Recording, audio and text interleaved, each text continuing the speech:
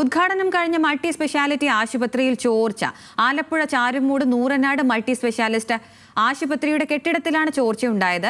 23 കോടി രൂപ ചെലവിൽ നിർമ്മാണം പൂർത്തിയാക്കിയ പുതിയ കെട്ടിടം ജനുവരിയിലാണ് ഉദ്ഘാടനം നടത്തി ജനങ്ങൾക്കായി തുറന്നു നൽകിയത്. ദിവസവും നൂറുകണക്കിന് രോഗികൾ ചികിത്സയ്ക്കായി എത്തുന്നയിടത്താണ് ഗുരുതരമായ വീഴ്ച. OP ടിക്കറ്റ് എടുക്കുവാനായി രോഗികൾ നിൽക്കുന്നയിടമാണ് കനത്ത മഴയിൽ ചോർന്നൊലിക്കുന്നത്. രോഗികൾ തെന്നി വീഴാതിരിക്കാനായി തറയിൽ കാർഡ്ബോർഡുകൾ വിരിച്ചിരിക്കുകയാണ്.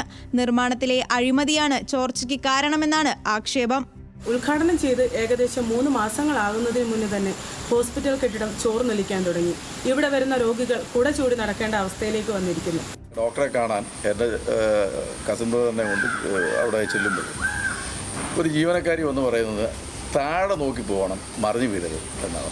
എന്നോടല്ല, അവിടെ നിന്ന് മുഴുവൻ ആളുകളും കൂടിയാണ്. അപ്പം ഞാനിങ്ങനെ ചിന്തിക്കുക, ഈ താഴെ വീഴുമ്പോൾ ഇതിനകത്ത് മഴ പുറത്ത് വീഴുന്നു, അപ്പോൾ ഇതിലെവിടെ താഴെ വീഴാനാണ്. നോക്കുമ്പോൾ മേളിൽ നിന്ന് വെള്ളം താഴോട്ട് വീഴുക. അപ്പോൾ അവിടെ വെള്ളം ഇഷ്ടംപോലെ കിടപ്പുണ്ട്. പലയിടങ്ങളിലും കാർഡ്ബോർഡ് കട്ട് ചെയ്ത് ഇവർ വെള്ളം തടയാൻ വേണ്ടി നിർത്തിയിട്ടുണ്ട്.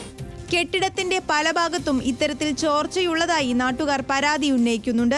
നൂറനാട് ലെപ്രസി സാനിറ്റോറിയം വളപ്പിൽ നിർമ്മിച്ച പുതുക്കിയ കെട്ടിടത്തിന്റെ ഉദ്ഘാടനം ആരോഗ്യമന്ത്രി വീണ ജോർജ് കഴിഞ്ഞ ജനുവരിയിലാണ് നിർവഹിച്ചത്. ചോർച്ചയുണ്ടായിട്ടും അടിയന്തര നടപടി സ്വീകരിക്കുവാൻ അധികൃതർ തയ്യാറാകാത്തതിനെ തുടർന്ന് നാട്ടുകാരിൽ പ്രതിഷേധവും ഉയർന്നിട്ടുണ്ട്. ന്യൂസ് മലയാളം, ആലപ്പുഴ.